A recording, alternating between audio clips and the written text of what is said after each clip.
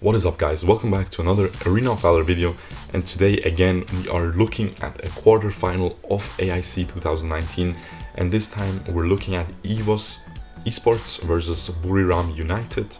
Of course, the Indonesian representative against one of the Thailand representatives, and yeah, you can see Wiraww is playing Fennik.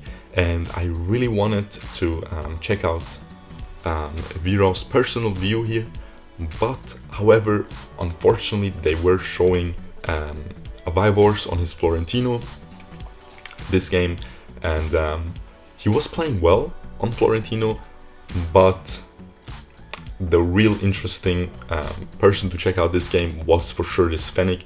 He was doing really well. You will see later on in the game. Without taking away if they win or not, but I guess a lot of you people already know that. But yeah, so let's get right into the picks. We have Poca on his Xenial. He was playing Xenial support a lot this tournament. A lot of people were actually doing that. Seems to be a really nice pick. Then we have a Baldum support on the enemy side. Hans on his Elsu against the Hayate on Wiraww's side. Then Nunu on his Raz. If you saw my 1v1 video, he was playing really well on Raz, doing a really nice combo to kill the enemy Telanas there. Against Fall on Ignis. Now we have first one on his Kriknak. He was always a Kriknak player, very not super famous for his Kriknak, but it is one of the heroes that he always falls back to. Definitely one of his signature picks. See him a lot on this hero. Also interesting, he's going for the Devil's Awakening. Not a lot of Kriknaks do that. A lot of the Kriknaks go for the enchantment that the Richter is using, Summer there. I don't know the name, but you know, the thing that explodes after after damages someone 3 times for extra damage. And yeah, then of course we have Wiraww on his Fennik and EVOS on his Florentino. So you can see Wiraww already playing super well, going super deep there, abusing the S2 reset of Fennik, rolling in twice, and they pick up 2 kills on the back of that. So 2-1, you can see EVOS not doing too well in this series so far, 0-2 right now, but of course Wiraww is expected to win this series. They are one of the powerhouse regions, being Thailand, one of the best teams in Thailand, so of course they were the favorites in this series. And yeah, we'll see if EVOS is able to take them down here. So far they are doing really well. They picked up another kill onto the Baldum. Hans having to flicker away here, almost dying here. The Hayate used his flicker as well, so they just ended up trading flicker. Hayate seems to be going, no, he was, if you was checking out the minimap, Hayate was going back in, but Hans teleported back to safety in time. Poca just trying to prepare this little bird for Hans, but it seems like the enemies are collapsing, so he has to jump away. They are gonna get this bird. But I think they saw the Kriknak on that little trap that Elsu had in the bush. So they might know where he is right now, so it's also information, so a little gain for them. And you can see the Ignis is going for the cooldown reduction build with the cooldown reduction boots, so he's just going to be able to spam those stuns a lot. Has the shield enchantment as well. I saw Huck uses Devil's Awakening on Ignis. I tried it out, it's really not that bad. You don't have to go cooldown boots then, but the shield might still be the better choice, I'm not sure. Have to try it more.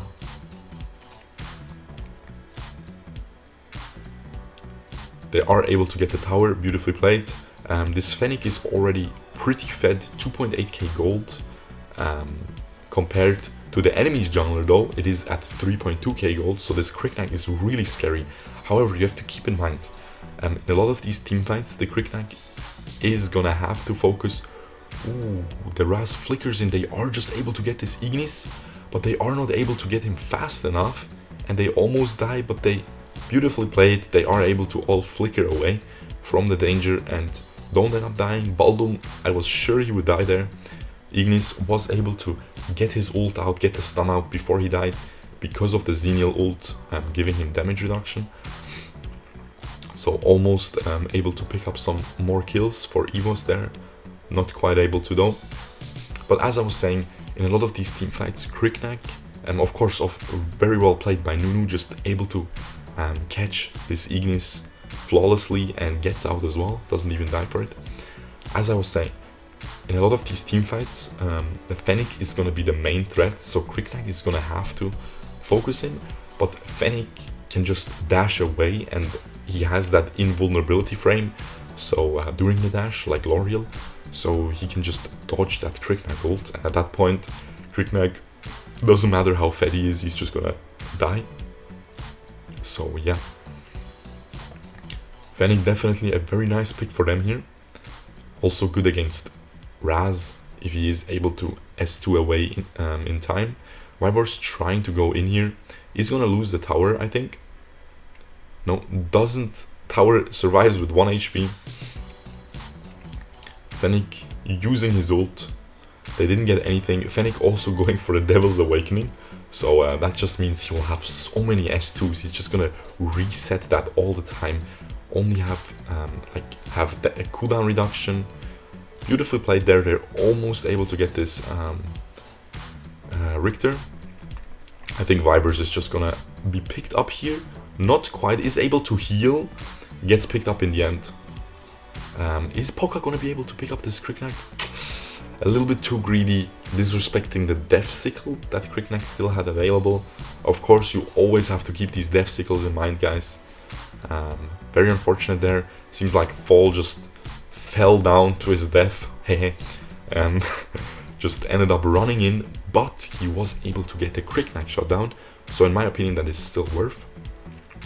And now Fennik just able to clean up the Raz as well. So they are getting some return kills here. The gold is dead even right now. Now this is the best that they have been standing so far into this series. The other two games were pretty much stomps.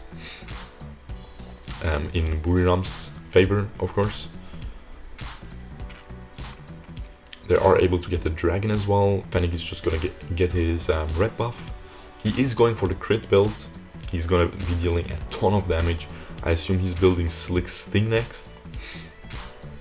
I'm gonna get some CC reduction as well. So that's gonna be good.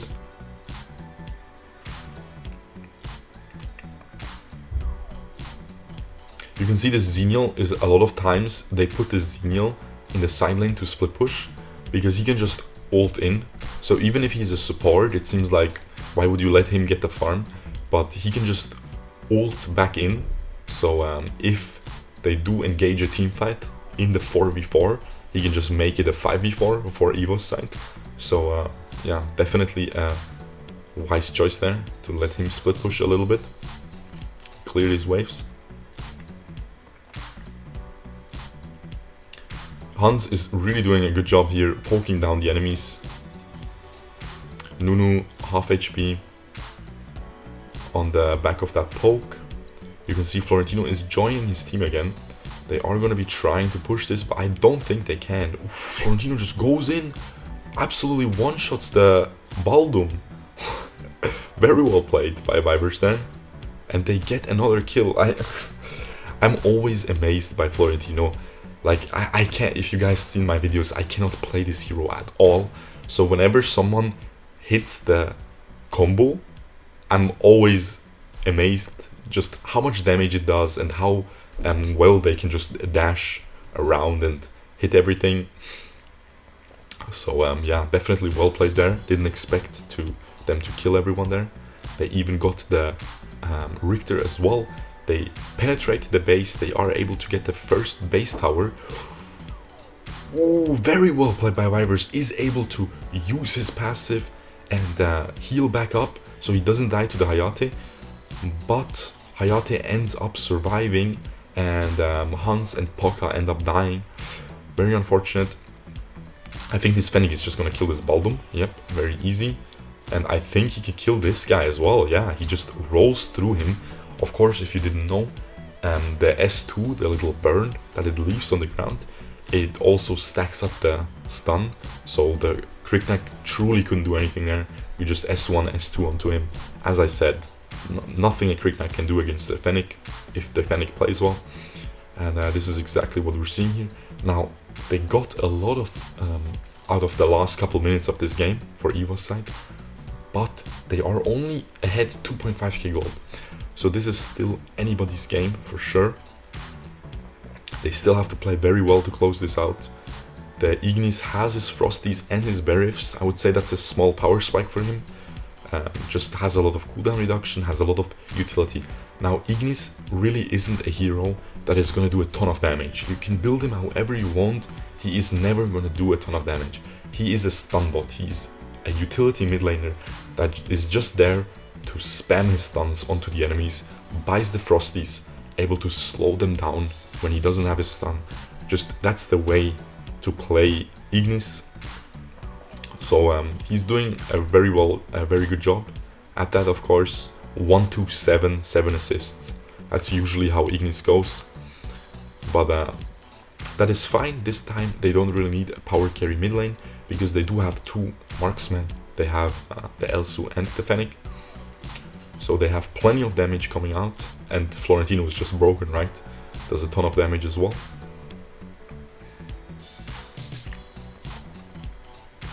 Fennik, see, they try to jump on Fennik, but he just rolls away. The Baldumult is so well placed, is zoning out the 2 carries for like 2 seconds, 3 seconds there in that team fight. So a really well placed Baldumult. However, the Florentino was just in the middle of that, just going crazy again. And yeah, just doing a ton of damage.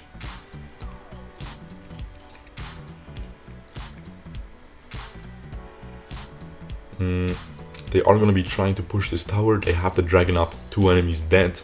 It seems like, yes, they are going to easily get the second base tower. Now they already have 2. And they might even try to end here. 1 person's still dead. They have the dragon still pushing in. They can just dive with this Fennik, rolling in. Florentino going deep, hitting all his abilities. Beautifully played. And they are able to close this out.